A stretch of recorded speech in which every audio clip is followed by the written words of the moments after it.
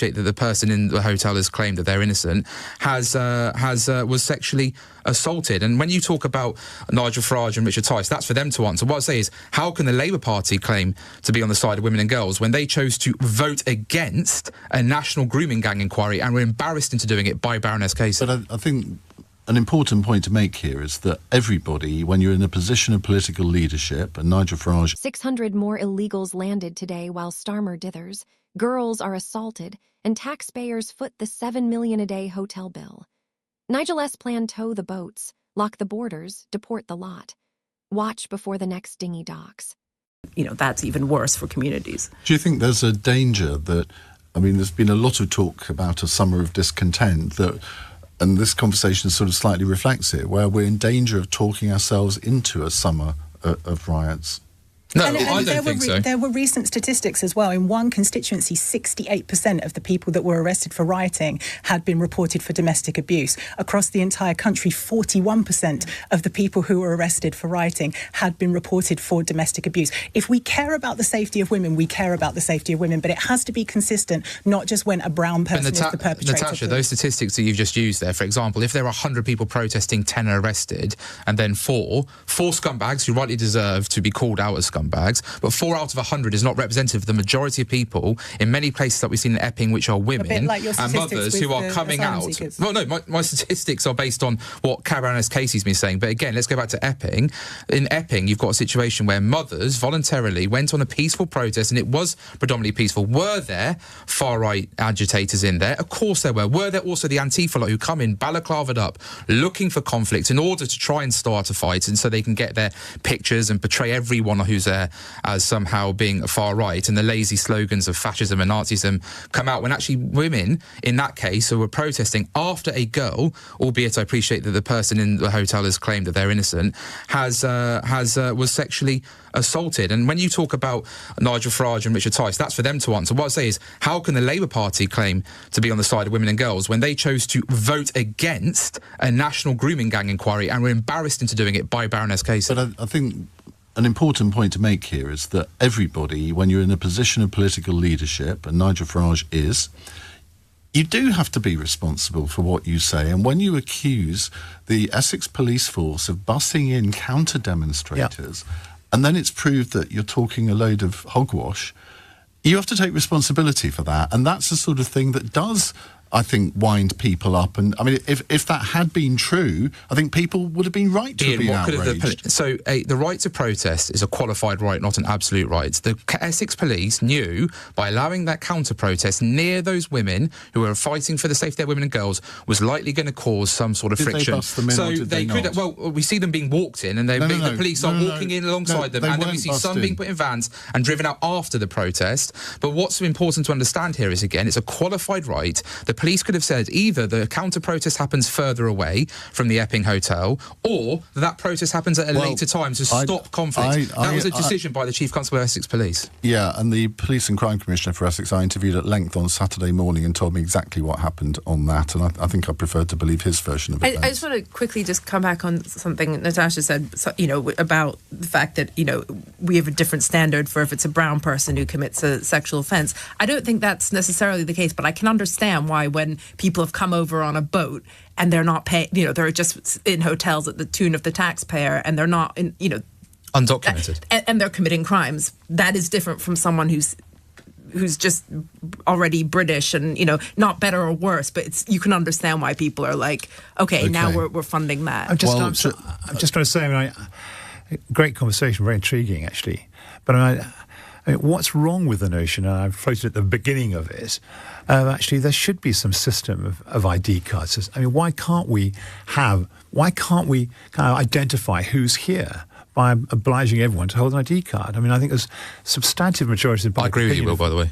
I agree with digital ID. I see it in Estonia. It works incredibly well. You can slim down the civil service because you're able to do a lot of what you want to do online, as they do. They barely have a local government civil service because you can do so much online. So Estonia is a great blueprint towards your digital ID. It's not the British way. But here's the problem, I think. Papers, please. What's happening is we're trying to kind of deal with this at the same time as kind of respecting the British way, in your own words, but actually we have to kind of shift the conversation. You know, if we're going to deal with the kind of emotive things that have been said in the last kind of 10 minutes, you know, we've got to try and preserve, you know, what's best about Britain, which is a certain liberality. And actually, you know, I'm struck at how kind of in the main we get along with each other. I don't believe the society is broken. I'll be surprised if we have a kind of wave of riots this August. I could be wrong. And the crime stats show that crime is actually halved in the last 30. I sat through that whole exchange, and what struck me first was how the panel kept circling the same London talking points, while the facts on the ground in the Midlands and the North kept getting buried. Let me tell you what they did not want to mention. The Home Office quietly released a quarterly report last Tuesday showing that 72 of the men who came over on small boats last year already had fingerprints on Eurodac in Italy, Greece, or France. In plain English, they passed through at least 2 perfectly safe countries and kept moving because they knew Britain would blink. The French Interior Ministry's own leaked memo from March shows that when the Calais prefecture tried to return 180 single men to Italy under the Dublin rules, 140 of them vanished from the holding centre within 48 hours. They did not vanish into thin air. They paid smugglers again and waited on the beaches because London still refuses to treat this as the organised crime pipeline that it is. I live in the West Midlands. In Dudley, the local police data show that last year 1 in every 4 arrests for shoplifting involved an asylum seeker still housed in the Moxie Hotel on the Ring Road. The council has to pick up the bill for interpreters every time. Meanwhile, the local job centre quietly admits that more than half of the new arrivals who have been here over 6 months still have no national insurance number because they refuse to hand over the documents they used in France. They know that once they are in the system, they can stall for years. That is not desperation, that is gaming the rules. The ID card idea Will Hutton floated is half right, but it misses the bigger picture.